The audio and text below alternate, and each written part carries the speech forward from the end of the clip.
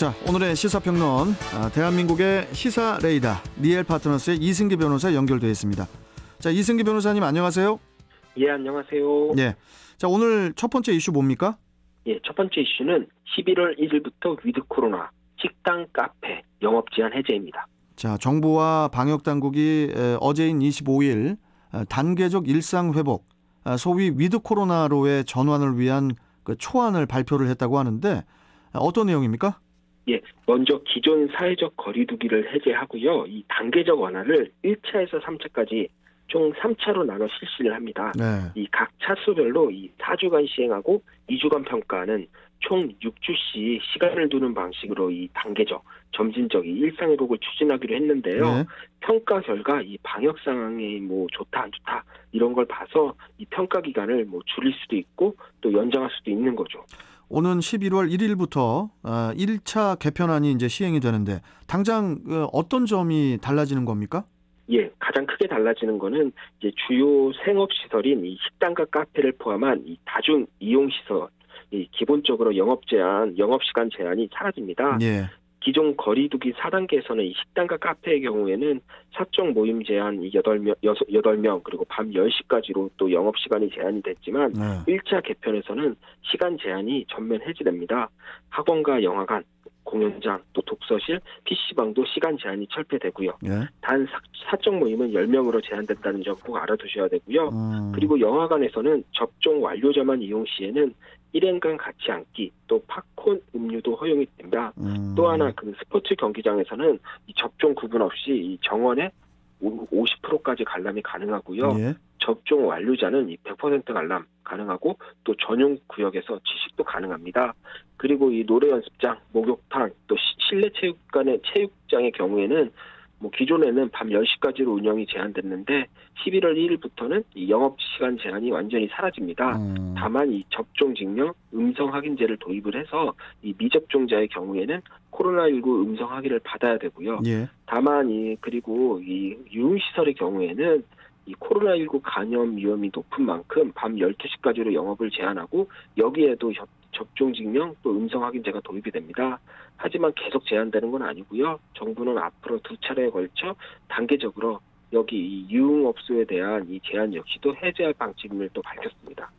저는 이번 달 말에 결혼식 사회를 하나 봐야 되는데 결혼식은 어떻게 되는 거죠? 예, 기존 거리두기에서는 이 결혼식과 돌잔치, 축제, 콘서트, 집회 뭐 성격에 따라 이 수칙이 달랐는데요. 앞으로는 이제 모두 같은 원칙을 적용받게 됩니다. 11월 1일부터는 이 100명 미만의 행사가 가능해지고요. 다만 이 접종 완료자와 음성 확인자의 경우에는 500명 이하로 행사를 열 수가 있습니다. 네. 특히 정부는 이 3차 개편에 이르면 이 행사와 집회에서 인원 제한을 전면 해제할 계획입니다. 그러니까 3차 개편 때부터는 돌잔치, 고위험과 같은 행사가 전면 허용되는 거죠. 인원 제한 없이. 그리고 사적 모임도 2차 개편까지는 10명까지 가능하고요. 3차 개편부터는 제한이 아예 사라진다고 하는데요. 일단 올 연말 연시까지는 10명까지만 모임이 가능하니까 모임하실 때 이 점도 꼭 주의하셔야 될 것 같습니다. 1차 개편이 실시가 돼도 마스크는 뭐 당연히 계속 착용을 하는 거죠? 예. 실내 마스크 착용과 이 전자출입 명부, 또 안심콜, 방명록 작성은 앞으로도 의무 실시할 예정인데요. 다만 실외, 외부에서 마스크를 착용하는 것은 1차 개편까지는 유지하되 향후 2차 개편에서는 또 이 밖에서는 마스크를 벗는 그런 안도 논의 중에 있습니다. 그래요. 아니 그런데 그 접종 증명 음성 확인제가 정확히 어떤 제도죠?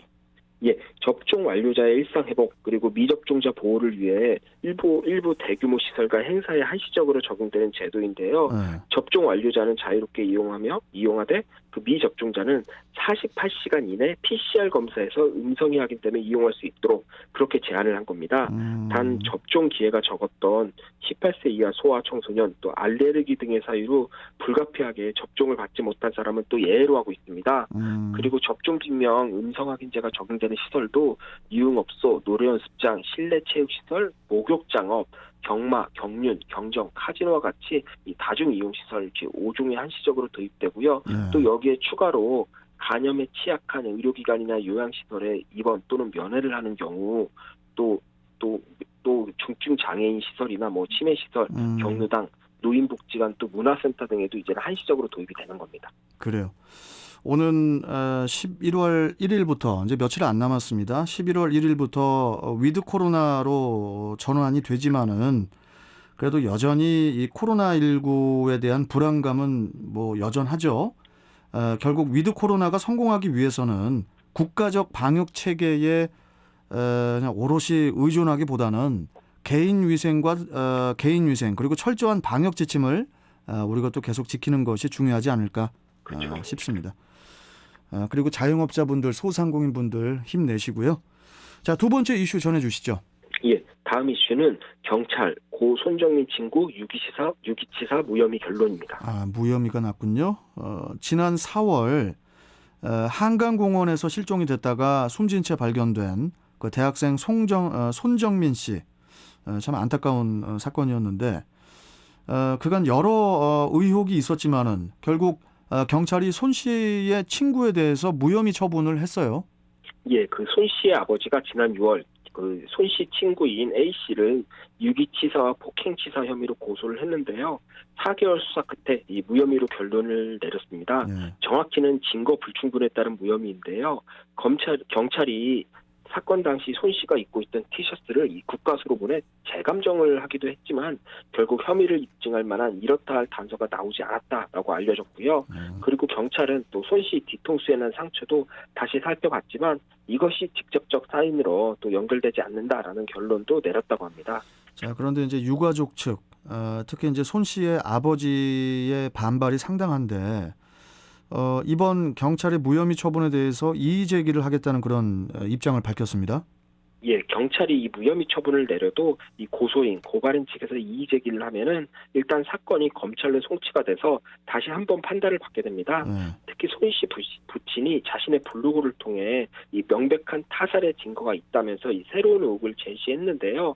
이 지난 금요일 날 이 유품을 받았다고 합니다. 그런데 유품 인계서 리스트에 이 바지 주머니에 있던 마스크 이런 항목이 있었다는 겁니다. 손 씨 아버지에 따르면 이 손 씨가 처음 발견됐을 때 얼굴에 마스크를 쓰고 있지 않아서 뭐 강에 빠졌으니 이 마스크가 물에 떠내려간 거 아닌가 이렇게 생각을 했다라는 거죠. 그런데 그게 아니고 실제로는 주머니에 있었다는 겁니다. 결국 이 손 씨 아버지에 따르면 이 술을 먹을 때 마스크를 주머니에 넣어두었고 술에 취한 상태에서 누군가에 의해 이제는 그 누군가 이제 강제로 이제 물에 들어갔기 때문에 계속 마스크가 주머니에 있는 거 아니냐라는 이게 바로 이제 타살의 증거라는 겁니다. 일단 이 부분은 손 씨 아버지의 주장인 거니까요. 향후 이의 제기를 하면 이 검찰에서 이 부분까지 포함해서 이 경찰의 무혐의 처분이 정당한지 이 부분을 아마 다시 판단할 걸로 보입니다. 그때까지 좀 지켜봐야겠죠. 그 검찰도 바쁘겠어요, 여러 가지로. 그렇죠. 예. 앞으로 검찰이 어떤 판단을 할지도 또 계속 지켜봐야 될 것 같습니다. 자, 여기까지 오늘 말씀 듣도록 하죠. 고맙습니다. 예, 감사합니다. 네, 자, 시사평론가 리엘 파트너스의 이승기 변호사와 함께했습니다.